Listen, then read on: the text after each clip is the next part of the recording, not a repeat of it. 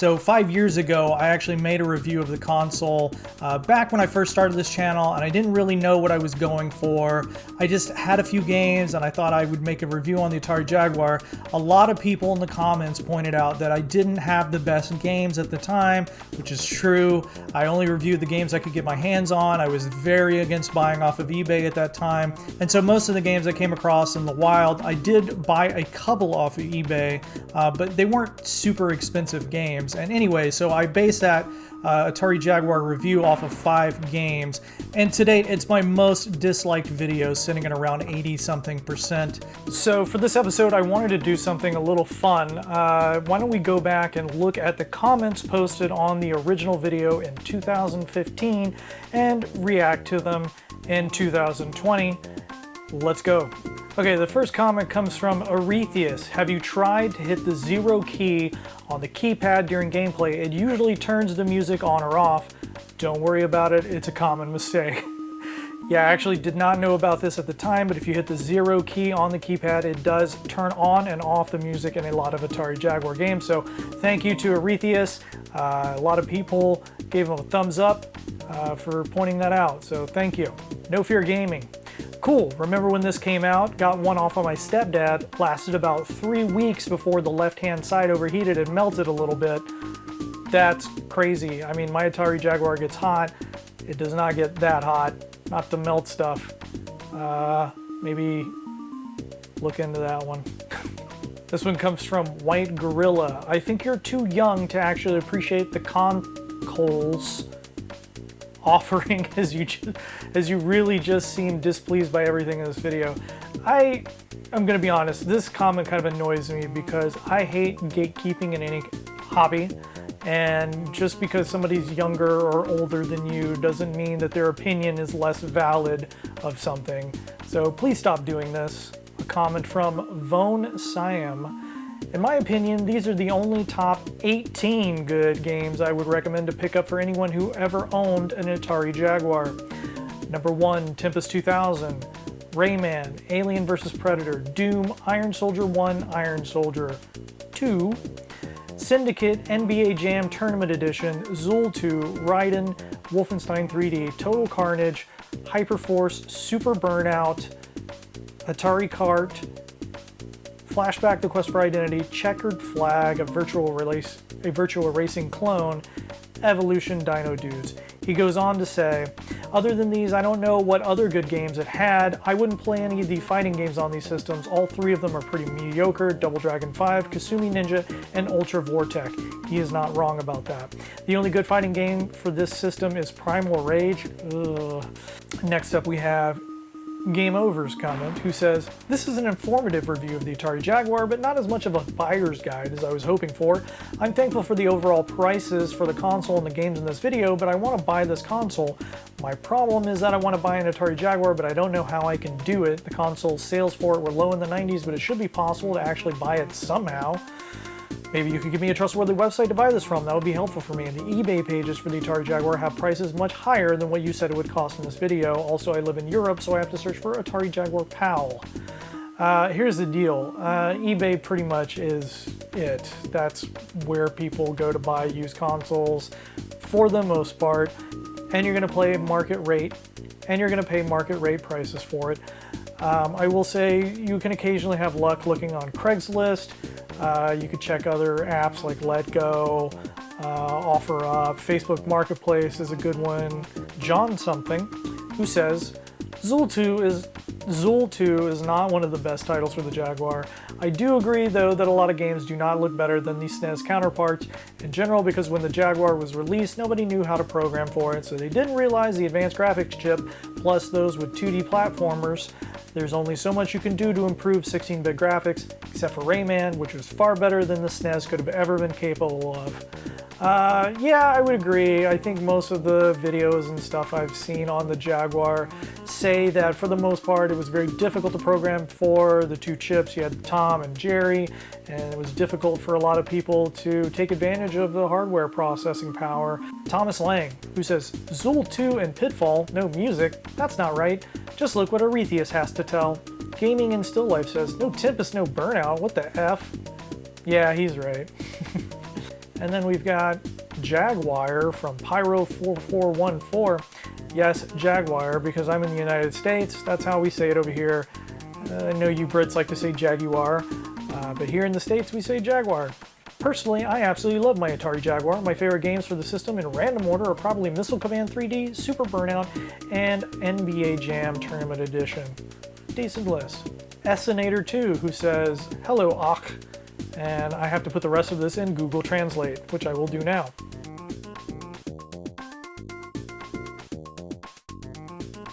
So there you have it, reacting to 5-year-old Atari Jaguar comments on my Atari Jaguar review video. Let's get to the actual review. The Atari Jaguar console design itself, I think, is pretty sleek. I mean, it's very basic, there's not a whole lot going on here, but I do like the minimalist design aesthetic. One thing I do want to note is the Jaguar will actually not turn on without a cartridge inserted into it. If you happen to come across one of these in the wild and you plug it into a power source and you don't see that red LED light turn on, don't be alarmed. You just need to pop in a game and you should be good to go. Here on the back of the console, you see we have a weird edge connector which you can actually use to get different video output from. For this video, I've captured everything in SCART. This is essentially the best quality you can get from the Jaguar, so it should be a notable step up from the old footage I captured 5 years ago, which was just in composite. The controller is always a point of contention for a lot of folks. Some people say it's too large and unwieldy. In my old review, I noted that I thought it was pretty comfortable, and I still feel that way. I don't have super large hands, but I still feel like the controller fits just fine. There are a lot of buttons to keep track of, but the reality is most of them are not used most of the time, so it's not really that big of a deal. Let's take a look at some gameplay. First up, we have Alien vs. Predator. Way back when I first reviewed this game in 2015, I said this is one of the higher profile games for the system, and it certainly was back then. If there was such a thing as a system seller, Alien vs. Predator was it. It came out in 1994 and was one of the first truly eye-catching games released on the system, since the gameplay is in an entirely first-person, well, first alien, first predator perspective. You choose from 3 characters and make your way through maze-like maps. This was again impressive back in the day and a showcase for what the system could do, but I still feel like it's aged kind of poorly. The movement and combat feels clunky. The frame rate is acceptable, but I wouldn't call it smooth. Honestly, I just kind of get bored playing it after about an hour. Technically impressive? Sure. But is it fun? For me, not really. Next up, we have Atari Cart. This is a Super Mario Kart clone that I feel is just okay. Graphically, it's fine. It's showing off some decent scaling effects, and on the surface, it looks like it would be fun. But in the end, I think this game has more in the negative column going for it than it does in the positive column that makes it less than enjoyable. For one, the track design is horrible. Every few seconds, you're going to be making a wide turn. There's almost no straight stretches that allow you to gain speed. And the power-ups, they don't really change up the gameplay that much. They range from a speed boost to better handling, which is pretty standard stuff. But then there are power-ups that actively harm you, like one that reverses your car's control for a while. The music is also pretty uninspired, I feel. I can't recall a single track that sticks out, except for the victory song, which is weirdly this sad tune for some reason.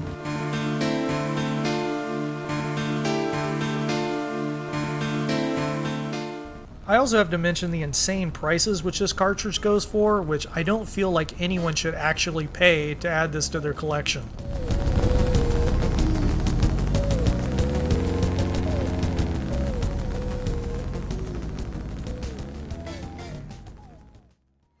Cannon Fodder is a game which I briefly went over in my Atari ST review in the last episode. It was ported to everything, including a fantastic Game Boy Color version, but I think the Atari Jaguar port is one of the best. There's a lot to like here, and it controls very well. You march your soldiers across a map, killing anything in sight. I think it's pretty neat they managed to fit the Jamaican-sounding theme song on the card as well.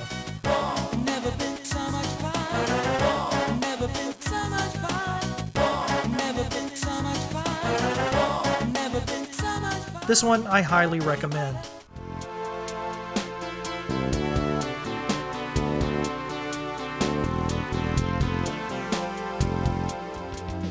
Morph. What can I say about this game that hasn't been mentioned by every other retro reviewer on YouTube? There's two versions of this game, one that includes the famous "Where did you learn how to fly" clip, and then there's another one where the green bald lady is much less talkative. That's the one I have. Honestly, putting the AVGN episode aside for a moment, I don't think this is a bad game at all. You fly planet to planet collecting pods, and then you warp out. A lot of people compared this game to Star Fox graphically, but you have to remember this is open and not on rails. For a pack-in game, I think it's fine. It's not life-changing or anything, but I like it just fine. Where did you learn to fly? In my old review, I gave the Doom port on the Jaguar high praise, and I still feel that way to this day. It's a very good version, programmed by John Carmack of id Software himself. Everyone makes note of the eerie quality it has because it features no music, and yes, I pressed the 0 button to check, but I think this makes this version stand out as unique. Just put on whatever the hell you want to listen to and be done with it. Play some Doom. Iron Soldier is a weird one. It's a 3D mech game, but the first thing you're greeted with booting it up is this weird 2D drawing somebody made of a building and then a mech standing at the bottom guarding it. It looks kind of amateurish, if I'm being honest. They must have been really proud of it. The gameplay is kind of indicative of a lot of the issues early 3D games suffered from back then. Movement is slow and cumbersome. The graphics are very rudimentary, low polygon models. You basically just lumber around shooting at helicopters and tanks until the level is clear. Rinse and repeat. It's technically fine, but I personally did not have that much fun playing it.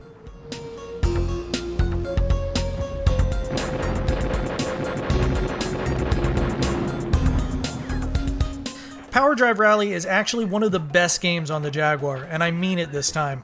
On the surface, it kind of seems like a Micro Machines ripoff, but there's much more going on here than a simple copy and paste job. Graphically, it looks much better. You choose from a couple of different vehicles and race through several different tracks with a narrator yelling out which turns you should anticipate are coming up. On the track, there's obstacles to avoid and money you can pick up to purchase upgrades or use to repair your vehicle. There are different weather conditions you have to drive in, including rain and nighttime when you have to turn on your headlights. Yes, there's a dedicated headlight button on the Jag controller. I actually spent a while playing this while capturing footage. I have to say again, this one is much better than Atari Carts if you're looking for a racing game, and I highly recommend it.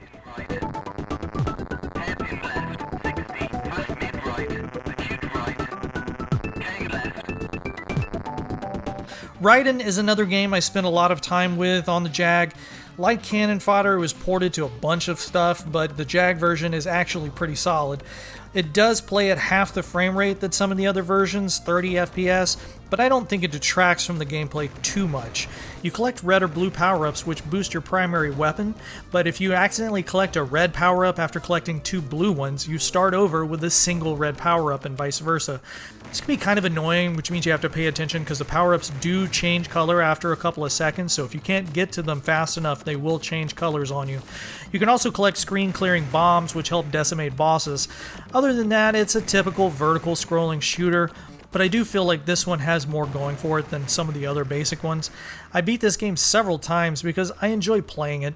If you own a Jag, this is a solid pickup and it's not super expensive, so I would recommend this one.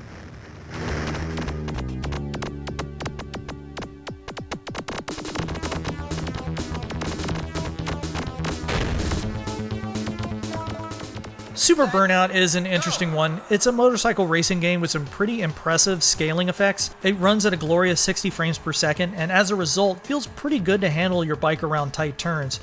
Other than some variations on the landscape, gameplay is pretty much the same as you race to get better times and choose between 6 bikes to increase your times on several different tracks. It's pretty standard fare for racing games, but this one is relatively cheap, so I recommend it for the Jaguar. Tempest 2000 was always the game that people told me to get for the Jaguar, and I don't think they're wrong. It's old school arcade fun, but wrapped up in a very 90s package with techno music playing in the background and neon fonts jumping at your face when you do something right or die. It was programmed by Jeff Mentor, who created dozens of classic arcade-style games in his career. This one's fun, and there's quite a few power-ups that change up the gameplay in interesting ways, including an AI droid that shoots on your behalf, and the ability to jump over enemies and shoot them while you're in the air. It's certainly one of the standout titles in a Jaguar, and a must-own if you have the system.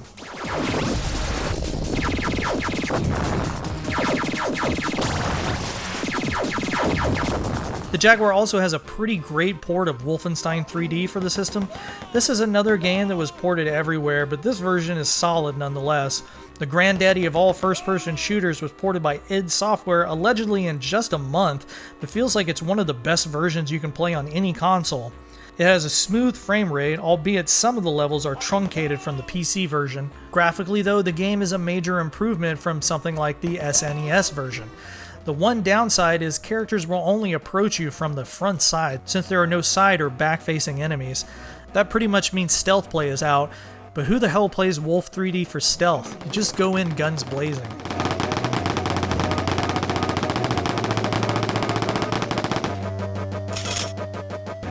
Finally, I want to take a brief look at Zoll II again. In my previous review, I said the controls were too slippery. What I didn't know at the time is you can somewhat mitigate that by turning off inertia in the option menu, which makes your character far easier to control. It's a typical 2D platformer for the time. You collect candy, make your way to the end of the level, blah blah blah. There are hidden passages you can find. It's fine, but even with the inertia turned off, I still find the controls to be somewhat finicky. It's a decent game if you can get used to the controls, but it does take some time.